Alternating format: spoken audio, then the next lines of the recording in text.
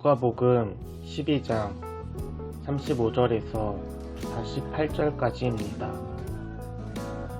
허리에 띠를 띠고 등불을 켜고 서 있으라. 너희는 마치 그 주인이 혼인집에서 돌아와 문을 두드리면 곧 열어주려고 기다리는 사람과 같이 되라. 주인이 와서 깨어 있는 것을 보면 그 종들은 복이 있으리로다.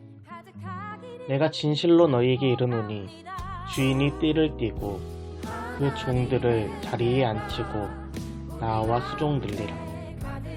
주인이 혹 이경에나 혹 삼경에 이르렀어도 종들이 그와 같이 하고 있는 것을 보면 그 종들은 복이 있으리로다.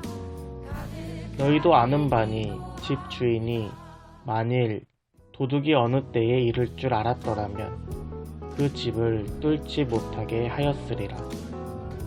그러므로 너희도 준비하고 있으라. 생각하지 않은 때에 인자가 오리라 하시니라.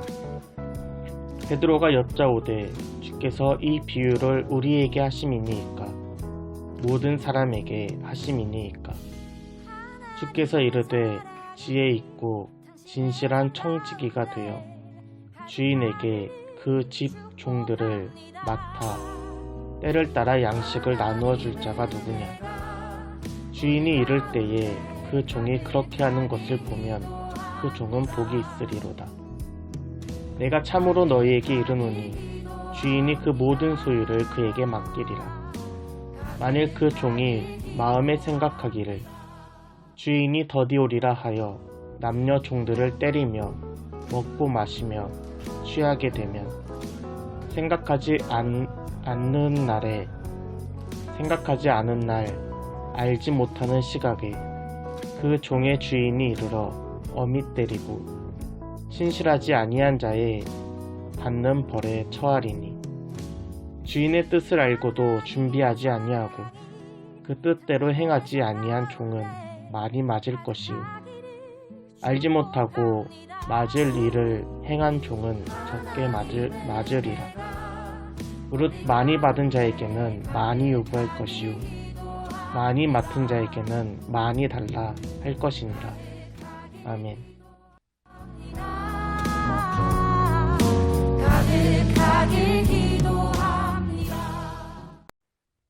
하나님의 사랑이 여러분 마음 가운데 가득하길 축복합니다.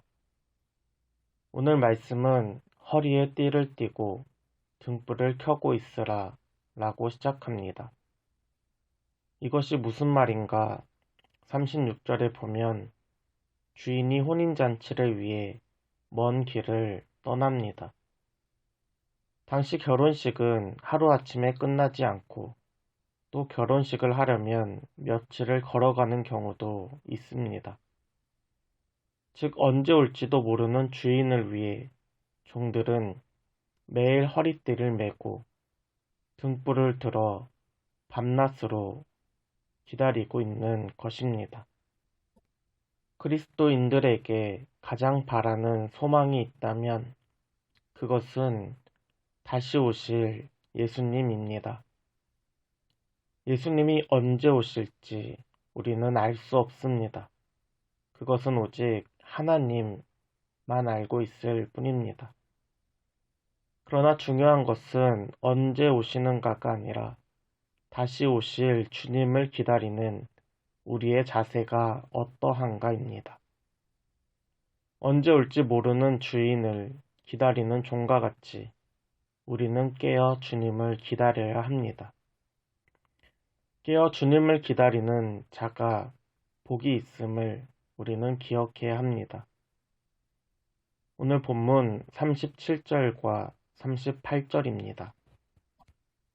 주인이 와서 깨어있는 것을 보면 그 종들은 복이 있으리로다. 내가 진실로 너희에게 이르노니 주인이 띠를 띠고 그 종들을 자리에 앉히고 나와 수종들리라. 주인이 혹 이경에나 혹 삼경에 이르러서도 종들이 그같이 하고 있는 것을 보면 그 종들은 복이 있으리로다. 아멘. 혼인잔치를 마치고 돌아오는 주인은 매우 피곤합니다. 며칠 동안 잔치 속에서 많은 사람들을 만나고 집으로 돌아오는 길은 굉장히 먼 거리입니다. 날은 이미 저물고 깊은 새벽이 되었습니다. 터벅터벅 무거운 다리를 이끌며 주인은 문 앞에 도착합니다. 손을 들어 문을 두들깁니다. 쿵쿵. 미처 다 두들기기도 전에 종이 문을 열고 주인을 맞이합니다. 주인의 손을 부축하고 방까지 인도해서 옷을 벗는 것을 도와주고 씻을 물을 가져와 여행으로 피곤한 몸을 닦아주고 이불도 깔아줍니다. 반대의 상황도 있습니다. 무거운 다리를 이끌고 문 앞에 도착합니다. 손을 들어 문을 두들기는데 집안은 고요합니다. 계속해서 문을 두들기지만 아무런 반응이 없습니다. 결국 지친 주인은 자신의 집 문 앞에 쭈그려 앉아 날이 밝을 때까지 노숙을 하게 되었습니다. 만약 여러분이 주인이라면 누구를 칭찬하고 누구에게 벌을 주시겠습니까?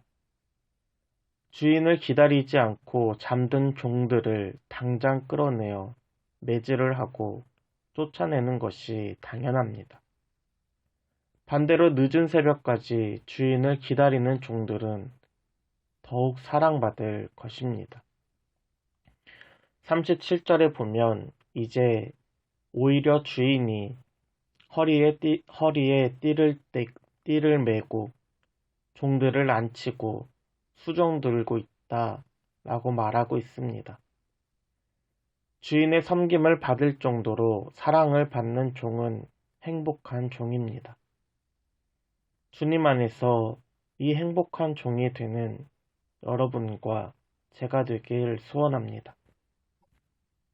예수님의 말씀을 들은 베드로가 이제는 예수님께 질문합니다. 41절입니다. 베드로가 여짜오되 주께서 이 비유를 우리에게 하심이니까 모든 사람에게 하심이니까. 예수님께서 많은 무리 속에서 제자들에게 가르치는 것을 보면서 베드로는 이것이 우리에게만 하는 것인지 모든 사람들에게 하는 것인지 궁금하였습니다. 베드로 마음속에는 예수님의 제자로서 특별한 무언가를 기대한 듯 합니다. 베드로의 질문에 예수님은 직접적으로 말씀하지 않으십니다. 오히려 42절에서 지혜 있고 진실한 청지기가 되라 라고 말씀하셨습니다. 청지기란 집을 관리하는 사람을 의미합니다. 청지기는 집안의 사람 중에 주인이 특별히 선택한 사람입니다.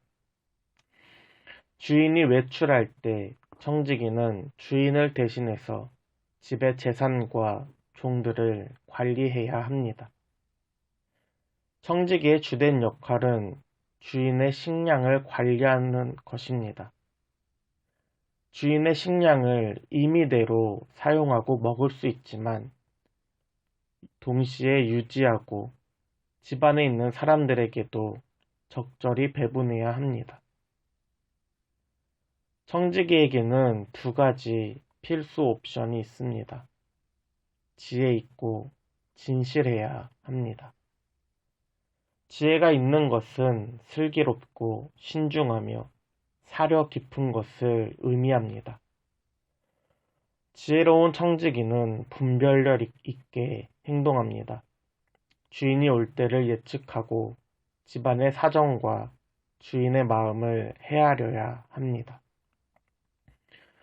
또한 진실하다는 것은 믿을만하며 충성스러운 것을 의미합니다.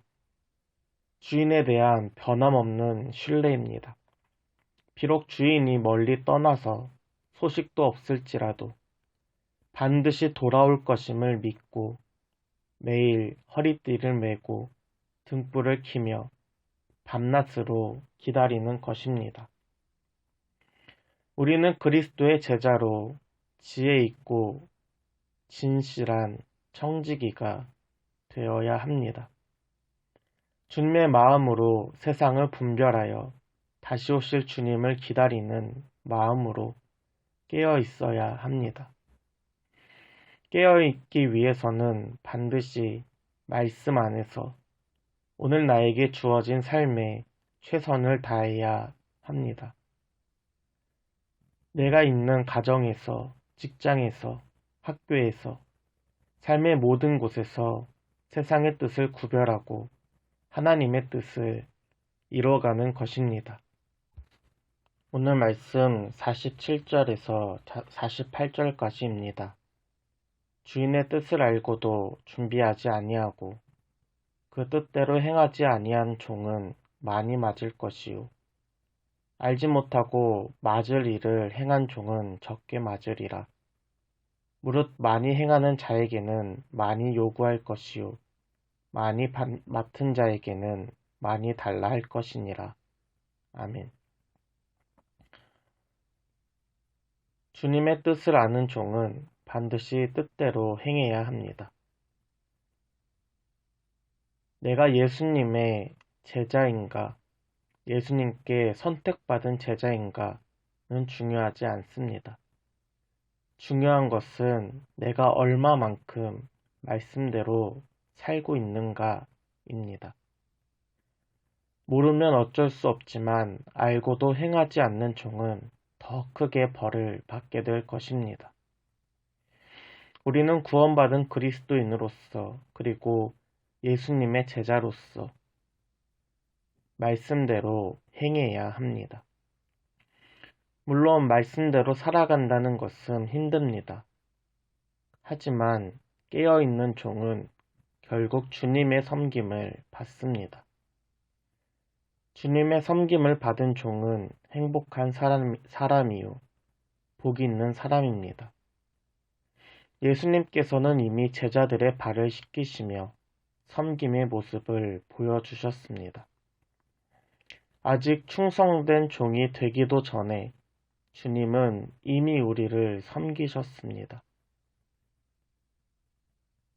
이렇듯 우리는 이미 행복한 종입니다. 주님의 삶 속에서, 우리의 삶 속에서 깨어있기란 결코 쉽지 않습니다. 때론 넘어지고 실패할 때도 있습니다. 그러나 우리가 잘 버텨낼 뿐만 아니라 실패하고 좌절했을지라도 우리는 이미 행복한 종입니다. 주님이 충성된 종으로 인정해 주셨기 때문입니다. 주님의 제자로서 말로만 나는 제자다라고 말하는 것이 아니라 지혜롭게 그리고 진실한 청지기가 되어 말씀 앞에 깨어있는 저와 여러분 되길 소원합니다. 오늘 우리에게 맡겨진 가정, 직장, 학교, 삶의 곳곳에서 최선을 다해 살아가는 하루 되길 소원합니다.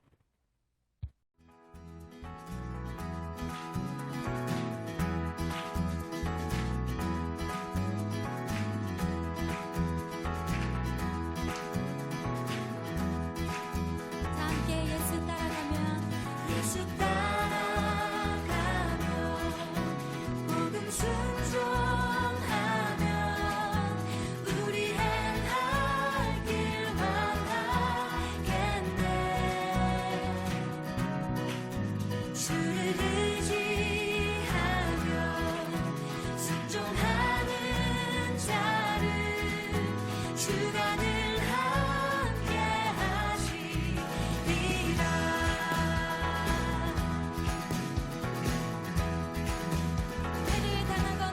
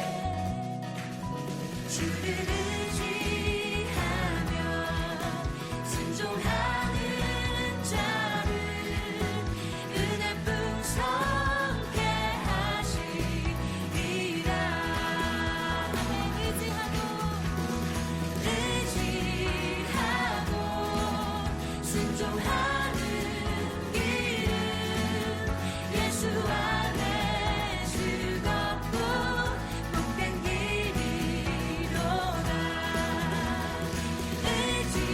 의지하고 순종하는 길은 예수 안에 즐겁고 복된 길이로.